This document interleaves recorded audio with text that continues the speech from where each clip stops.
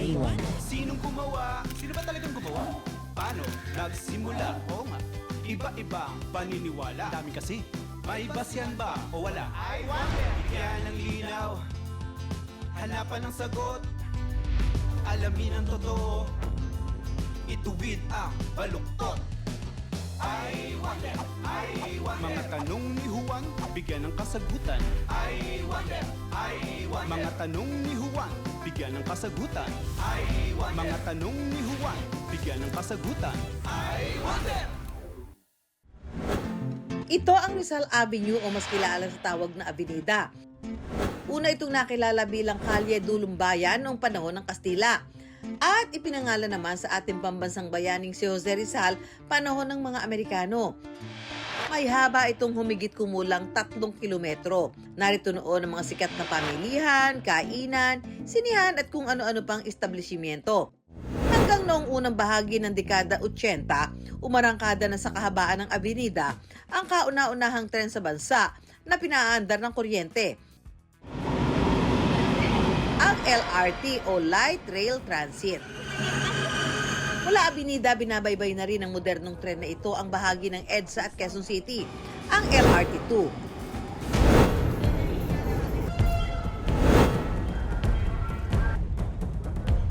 Sa tindi ng traffic sa Metro Manila, papunta pa lang sa destinasyon, mukhang pauwi na. Talaga namang nakaka-stress. Kaya ang mga mandirigma ng kalsada sa LRT kumakapit. Approaching train bound to Antipolo Station. Lamig. Saya. O, dahil wala na, dito na tayo sa gilid. Laksa-laksang pasahero, iba't ibang destinasyon, lahat may kwento mula sa mismong mga pasahero. Arriving at Minamapa Station. Sa bawat istasyong hinihintuan ng tren, Next station, Anona. may mga kaalamang mapupulot. Alam niyo ba na ang Santolan Station ay maraming santol? Dahil ang bawat pagsakay rito ay tila biyahe rin pabalik sa nakaraan at sulyap sa ating kasaysayan.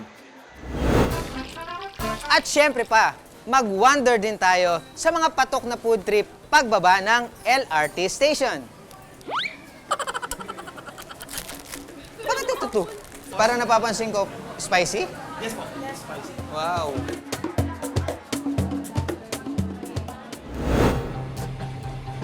Ang pagsakay ng LRT gaano kanigtas sa mga pasahero. Pag nandito ka, hindi mo makikita yung riles. Okay. Okay. So may optical illusion ngayon. Pag may dumating na tren sa kabila, akala mo tren mo yon. So ang gagawin, at nangyari na to 3 beses na, magmamadali ngayon yan. O, akala niya tren niya, di ba? Only to find out na yung tren na yun sa kabila pala. Malalaglag. Street smart ka ba? I wonder ano-ano ang kwentong LRT na karugtong ng araw-araw na buhay ni Juan. Rush hour traffic, ang solusyon ng marami dyan, LRT.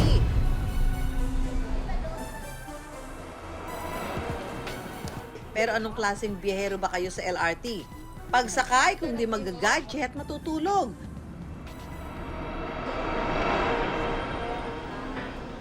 Napagtuunan nyo na ba ng pansin ang mga kwento sa likod ng mga estasyon nito? Kilala nyo ba kung sino si Betty Go Belmonte? Si Legarda o ano ang puresa? Dekada 70 pa lang daw sakit na ng ulo ang traffic sa Maynila. Kaya isa sa naging solusyon ng Administrasyong Ferdinand Marcos Sr. magtayo ng isang rapid transit system, ang Light Rail Transit o mas kilala ngayong LRT. By the 1970s, pamdam na yung traffic na bubuo sa Manila. Kaya 1917, doon pinag-abaran ng gobyerno sa tuon ng Japan, paglagay ng mga miles na tren.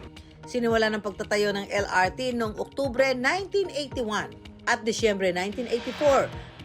Binuksan na sa publiko ang kauna-unahang LRT, hindi lamang sa Pilipinas kundi sa buong Timog Silangang Asya. Gamit ang mahigit 60 light rail vehicle o bagon na nagmula sa Belgium. Mahigit 4 na dekada ng sineserbisyohan ng LRT, ang mahigit 460,000 pasahero nito. hanggang ang LRT. Bumaybay na rin ang EDSA at Quezon City, ang LRT2. Kasabay ng pagbiyahe sa LRT2, pwede rin matuto ng ilang mahahalagang yugto ng ating kasaysayan sa pamamagitan ng kasakay-sayan.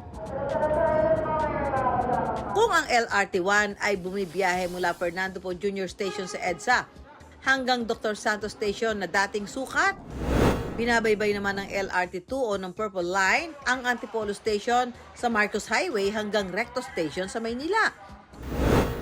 Ang tanong, Empoy, nakapag-LRT ka na ba? Ay, hindi pa, di ba? Kaya for today's video, maging commuter ka for a day sa LRT2. Simulan mo ang iyong biyahe sa Cubao. Bibili muna tayo ng ticket. May ice candy po. Ay, sorry. Hindi, ano po, papuresa. Puresa. Ito tayong puresa.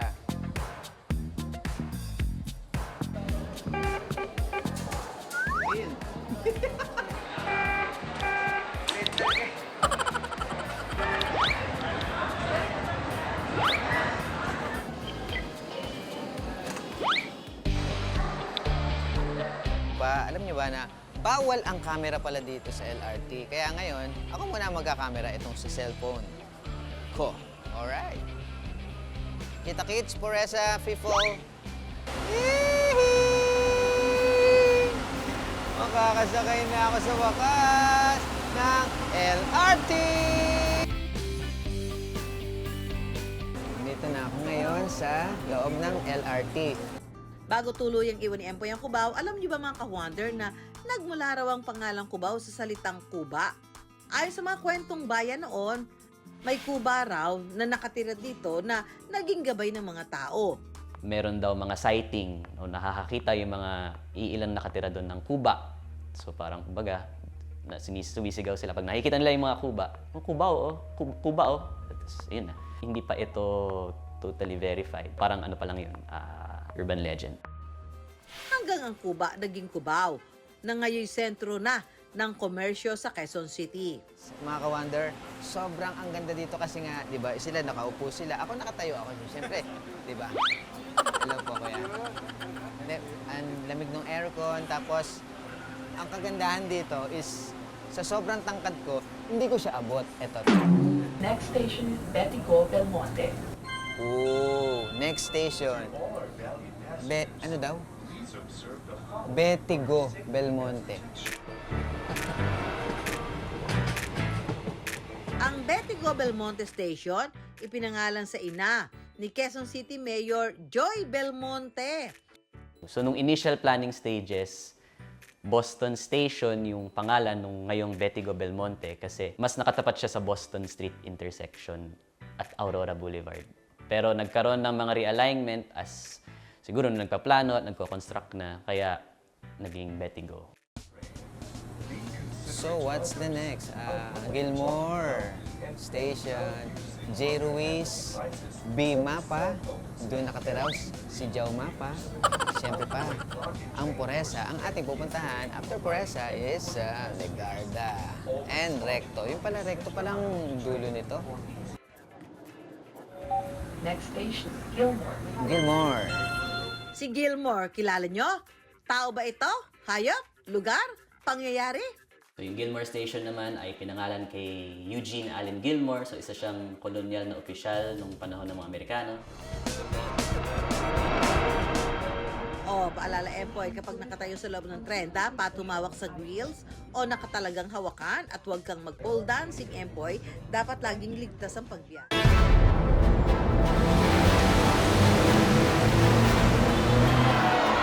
Ang mga commuter daw sa Metro Manila parang sumasabak lagi sa digmaan.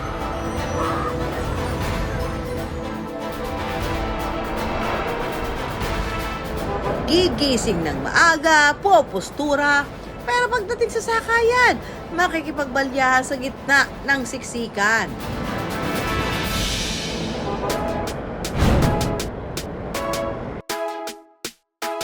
Kaya ang 22 taong gulang na si Dana, fresh graduate at dating working student sa probinsya ng Rizal. isa na ring certified mandirigma sa LRT. Bata pa lang, hilig na daw ni Dana ang pumustura at rumampa. Lalo ngayon ang trabaho niya, nakalinya sa pagpapaganda.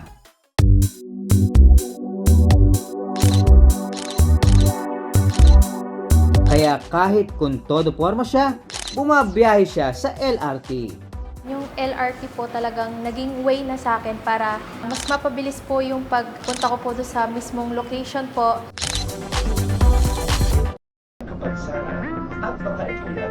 Pero gaano man kabilis ang biyahe sa LRT?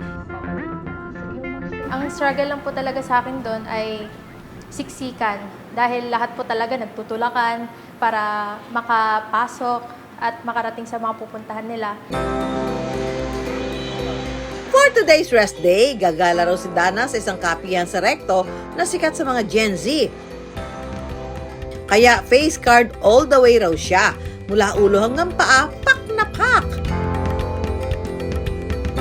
Ang dinayo ni Dana sa kapihang ito, kapeng ang pampatamis, palitaw at latik.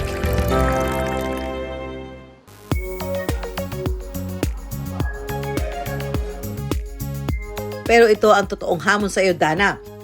Dahil nasa Recto ka na lang din naman, hala sige, suungin mo ang Recto papunta sa Cubao, sakay ng LRT2.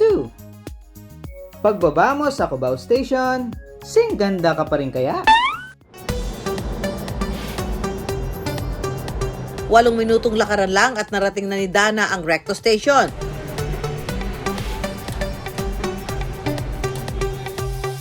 Ipinangalan sa dating senador na si Claro M. Recto. Isa raw ang Recto Station sa may pinakamaraming pasahero kada araw na umaabot ng mahigit sa 159,000 na pasahero. Connecting line kasi ito para sa mga lilipat pa Doroteo Jose Station ng LRT1. Ang haba ng pila, sobrang daming tao dito. Ayan. Feeling ko dito pa lang matatalo na ako sa challenge. Joke lang. Makikipag-safety na tayo, let's go!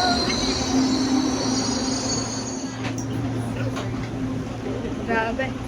Wala na, ayun na nga at wala na tayo naupuan agad. Ang bilis. Agawan talaga dito eh. Grabe. Ayan. Maraming tao. Kita niyo naman. Pagpasok sa bagon, the struggle is real.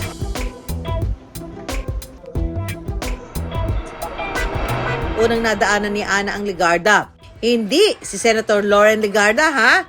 Hango ang pangalan sa Legarda Street na pinangalan naman kay Benito Legarda, isang mambabatas noong panahon ng mga Espanyol at Amerikano. Si Benito Legarda, siya ay isang opisyal na nung una siya ay nagsilbing Vice President ng Malolos Congress. So yung Malolos Republic, natatandaan natin yan, yung unang republika. Promulgate noong 1899 after yung pag-ratifika sa Malolos Constitution.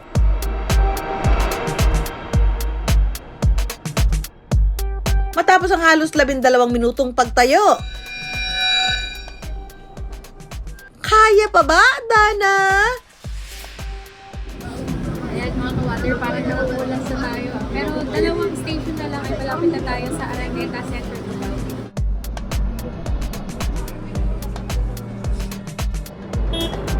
Pagdating sa Cubao,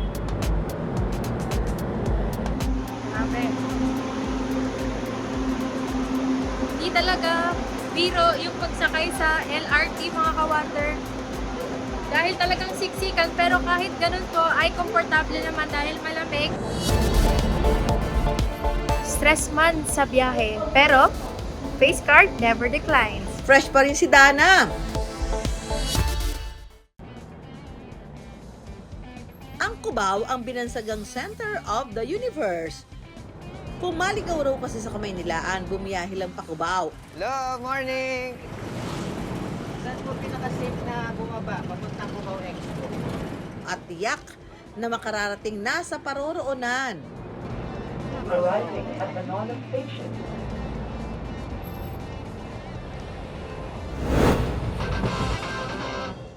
Yan ang mga tutuklasin ng mga Gen Z friends kong content creator. Sina Spark, Shaner, at Rian Simon. Ang We The Future. Kaya nandito kami ng We The Future Boys para gumawa ng isang misyon. Na ang misyon sa buhay ay tumuklas ng bagong kaalaman. At aktibong mag-share ng awareness tungkol sa social issues ng bayan.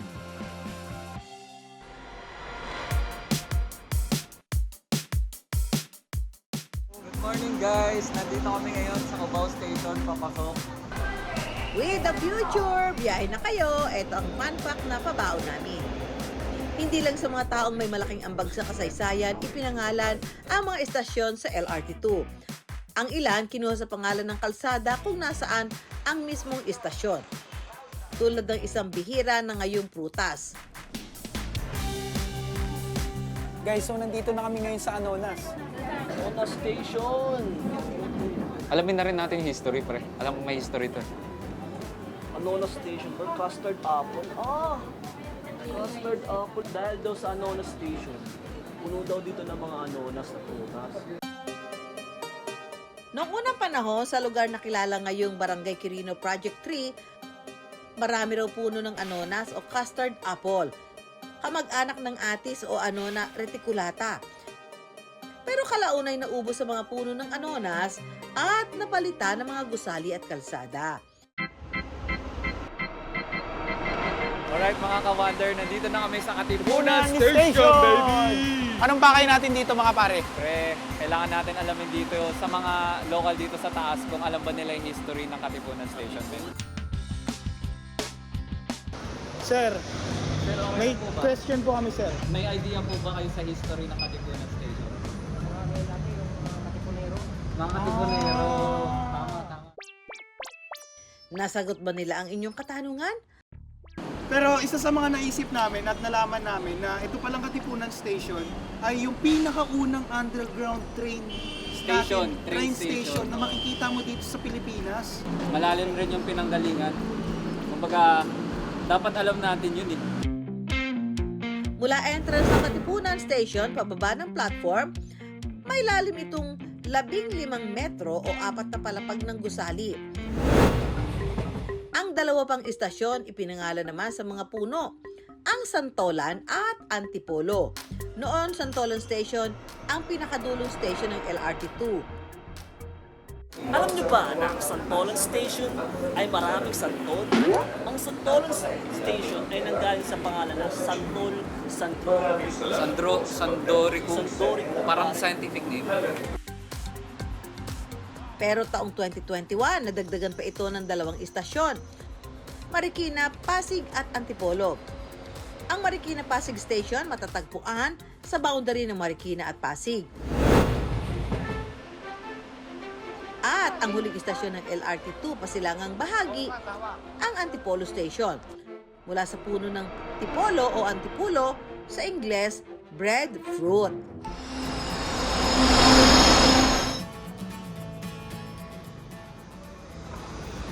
Ganito na rin yung feeling natin kapag nasa out of country tayo. Usually puro lakad, commute.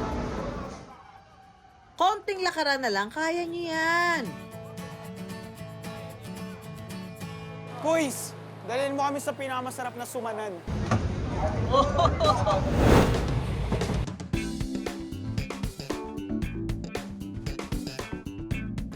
Yun!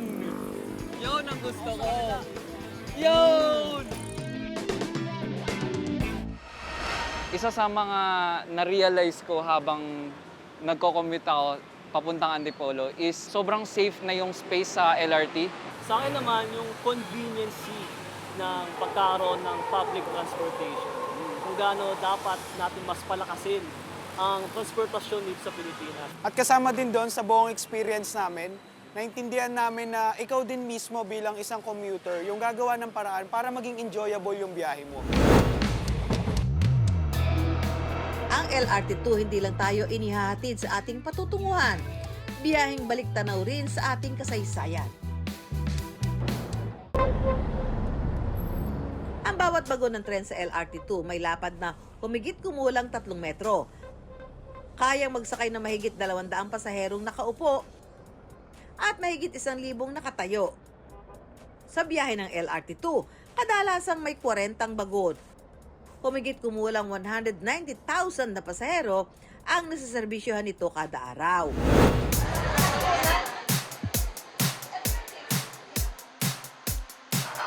Approaching train bound to Antipolo Station.